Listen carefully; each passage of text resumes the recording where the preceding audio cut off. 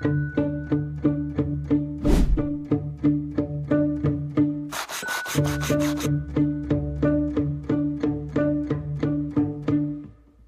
guys, magbe-bake tayo ng cake dito sa Edim or I Did It Myself, which is located sa Ayala Malls, Manila Bay. Ang in-avail natin na cake ay itong Floating Joy Rainbow Bunny Cake, price at 1,599. Kasama na dito yung libreng locker area and of course yung mga materials na gagamitin nyo for baking. Their staff will also explain kung ano bang mga do's and don'ts habang kayo ay nagbe-bake. Ang kagandahan dito guys ay bibigyan nila kayo ng tablet na literal, kumpleto na ang instructions doon and you only need to follow it carefully. Literal as in step by step ay naka-indicate na. Sa mga cakes naman guys, merong option rin kayo na pumili if anong design ng gusto nyo, but the prices may vary. Guys, watch out rin kayo sa mga signages nila ha, kasi meron ibang activity na hindi pwede sa kids, iwas aksidente na rin kumbaga. The whole activity is good for 2 hours na rin, kaya sure na mag-e-enjoy kayo dito kasama ang inyong mga kids. So ayan, kung makikita niyo si Adi ay panay tulong na nga dito sa kanyang mama. Sobrang gandang pang-build ito ng trust and relationship with our kids. Ayan no, napapasayaw pa nga sa sobrang saya niya. Dito sa binibake namin na cake, ang pinaka-base niya yata is chocolate. Tapos reminder guys ha, kapag mag-vlog kayo or mag-vid kayo dito, bawal kuhaan ng picture yung mga recipe nila.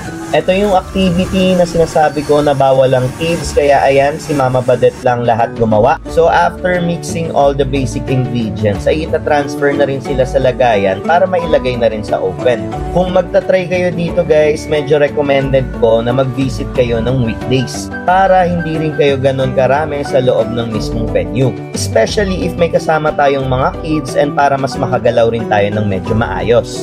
At ayan, tapos na natin sila i-transfer sa container, kaya pwede na natin silang lutuin sa oven.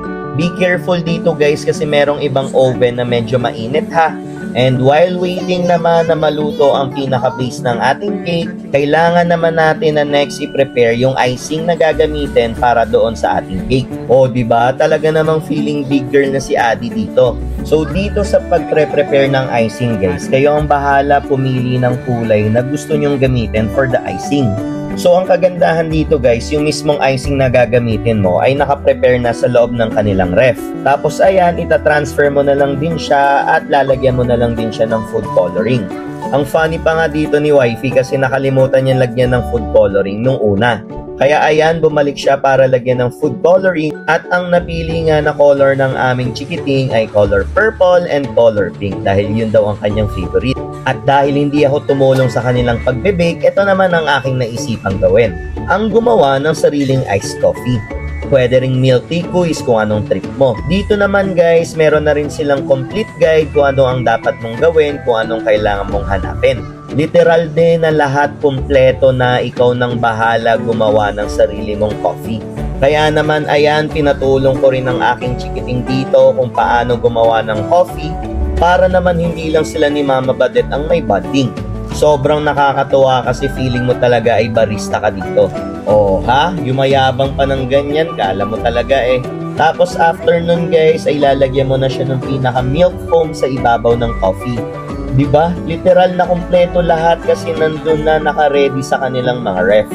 Ayan, tulong-tulong again si Adi. Tapos ang nakakatuwa dito guys ay ito. Pwede kang mag-print ng any picture doon sa ibabaw ng coffee mo. Ayan no. After ilang minutes guys ay tuluyan na ngang naluto ang pinaka-base ng ating cake. Kaya naman it's time na lagyan ng filling and lagyan na rin ng design ng ating cake. Nood muna kayo guys kung paano namin i-design yung cake ha.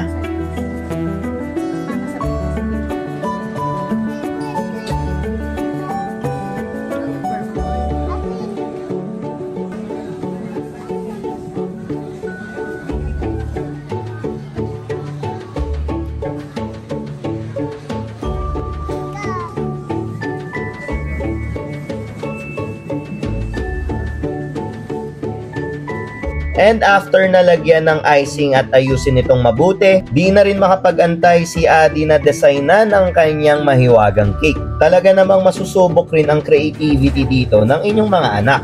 Ayan no, huling-huli, kumuha pa nga ng icing para tikman.